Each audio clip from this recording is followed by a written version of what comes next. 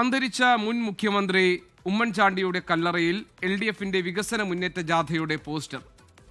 മദ്യപനാണ് poster കൊണ്ടുവച്ചതെന്ന് police കണ്ടെത്തി. മരിച്ചതിന് ശേഷം കല്ലറയുടെ മുൻപിൽ വന്ന് ഉമ്മൻചാണ്ടി അപമാനിക്കാൻ ശ്രമിക്കുന്നു എന്നാണ് കോൺഗ്രസിന്റെ പ്രതികരണം.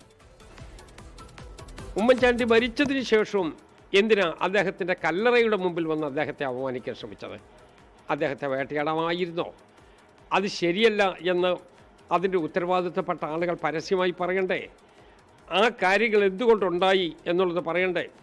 അവിടെ ഒരു ദേവാലയത്തിൻ്റെ മുറ്റത്ത് ഉമ്മൻചാണ്ടിയുടെ ഭൗതിക ശരീരം അടക്കം ചെയ്തിട്ടുള്ള സ്ഥലത്ത് ആ കല്ലറയുടെ മുമ്പിൽ കൊണ്ടുവന്ന് ഈ മരിച്ചിട്ടും 1.5 കൊല്ലം 2 വർഷത്തോളം ആകാൻ പോകുന്ന കേരളത്തിൻ്റെ മുൻ മുഖ്യമന്ത്രിയെ എന്തിനു വേട്ടയാടാൻ ശ്രമിക്കുന്നു?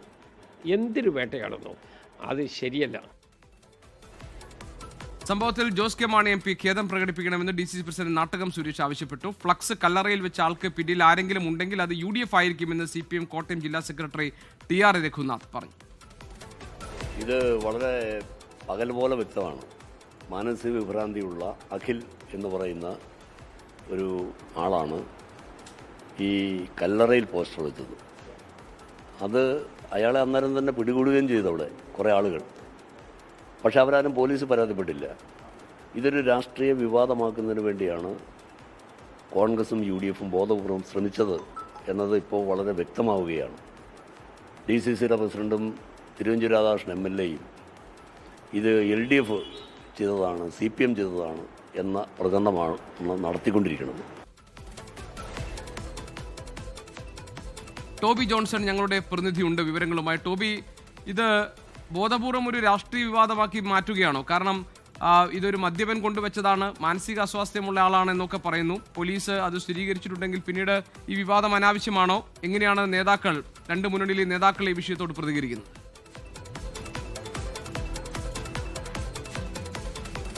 തീർച്ചയായിട്ടും ഒരു അനാവശ്യമായ വിവാദം എന്ന് വേണമെങ്കിൽ നമുക്കിതിനെ പറയാം. പക്ഷേ നിലവിലെ സാഹചര്യത്തിൽ അത് രാഷ്ട്രീയ വിവാദമായി മാറുന്നു എന്ന് തന്നെ നമുക്ക് പറയാൻ സാധിക്കും. കാരണം 2 ദിവസം മുമ്പാണ് ഈ സംഭവം നടന്നത്. അതിൽ വിശദമായിട്ടുള്ള അന്വേഷണം ഈസ്റ്റ് പോലീസ് നടത്തുകയും ചെയ്തു. അവിടുത്തെ CCTV അടക്കം ശേഖരിച്ച് ഇതൊരു മദ്യപൻ, അതായത് ഈ പ്രദേശത്തൊക്കെ അലഞ്ഞു തിരിഞ്ഞ് നടക്കുന്ന ഒരു വ്യക്തി അവിടെ അതിക്രമിച്ച് കയറി, പള്ളിയുടെ കോമ്പൗണ്ടിൽ അതിക്രമിച്ച് കയറി അവിടെ ചില അതിക്രമങ്ങളൊക്കെ കാണിച്ചതിന് ശേഷം ഈ ഫ്ലെക്സ് അവിടെ കൊണ്ടുവന്ന് വെക്കുകയായിരുന്നു എന്നുള്ള ആണ് കണ്ടെത്താൻ സാധിച്ചത്, ഈസ്റ്റ് പോലീസ് കണ്ടെത്തിയത്. ഈ കാര്യങ്ങൾ പല ആളുകൾക്കും അറിയാമായിരുന്നു. എന്നാൽ ഇന്നലെ വൈകുന്നേരത്തോടുകൂടി DCC പ്രസിഡന്റ് ഒരു ഫേസ്ബുക്ക് പോസ്റ്റ് ഇട്ടു. ഇതുമായി ബന്ധപ്പെട്ട് ജോസ് കെ മാണി ഖേദം പ്രകടിപ്പിക്കണമെന്ന് അടക്കമുള്ള കാര്യങ്ങൾ ചൂണ്ടിക്കാട്ടിക്കൊണ്ട് ഒരു ഫേസ്ബുക്ക് പോസ്റ്റ് ഇട്ടു. അതാണ് വലിയ വിവാദത്തിലേക്ക് നയിച്ചിരിക്കുന്നത്. എന്തായാലും CPM ഈ സംഭവം നടന്നതിന് തൊട്ടു പിന്നാലെ ഒരു പരാതി നൽകിയിരുന്നു. ആ പരാതിയിലാണ് വിശദമായ അന്വേഷണം നടന്നത്. എന്തായാലും ഇപ്പോൾ അല്പസമയം മുമ്പാണ് ജില്ലാ സെക്രട്ടറി പ്രതികരിച്ചത്. അദ്ദേഹത്തിന്റെ ഈ കൊണ്ടുവന്ന് വെച്ച വ്യക്തിയുടെ രാഷ്ട്രീയം അല്ലെങ്കിൽ അദ്ദേഹത്തിന് പിന്നിൽ ആരാണ് എന്നത് അന്വേഷിക്കണം. കാരണം കോൺഗ്രസുമായി അടുത്ത് നിൽക്കുന്ന ഒരു വ്യക്തിയാണ് ഈ കാര്യം ചെയ്തത്.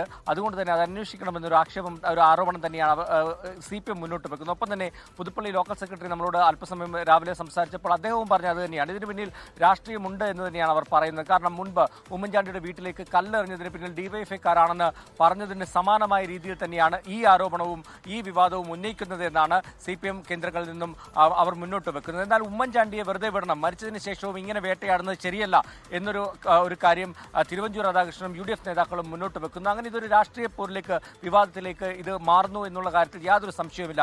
സത്യം പറഞ്ഞാൽ, അല്ലെങ്കിൽ ഇതിൽ കൃത്യമായി പറയുകയാണെങ്കിൽ ഇതൊരു അനാവശ്യ വിവാദമാണ്. ഇത് അവിടെ അതിക്രമിച്ച് കയറിയ ഒരു വ്യക്തി ചെയ്ത ഒരു കാര്യമാണെന്ന് എല്ലാവർക്കും ഇപ്പോൾ ബോധ്യപ്പെട്ടിട്ടുണ്ട്. പക്ഷേ അതിനപ്പുറത്തേക്ക് രാഷ്ട്രീയ ചർച്ചകളിലേക്ക് ഈ വിവാദം കടന്നിരിക്കുകയാണ്. ശരി, ടോബി ജോൺസൺ ആണ് വിവരങ്ങൾ നൽകിയത് കോട്ടയത്ത് നിന്ന്. ലോകത്തെവിടെയായാലും ഏത് സമയത്തും 24 വാർത്തകളും ഓഗ്മെന്റഡ് റിയാലിറ്റി പാക്കേജുകളും എക്സ്പ്ലെയിനറുകളും വിശദമായി കാണാൻ ഞങ്ങളുടെ YouTube ചാനൽ നിങ്ങൾക്ക് സബ്സ്ക്രൈബ് ചെയ്യാം.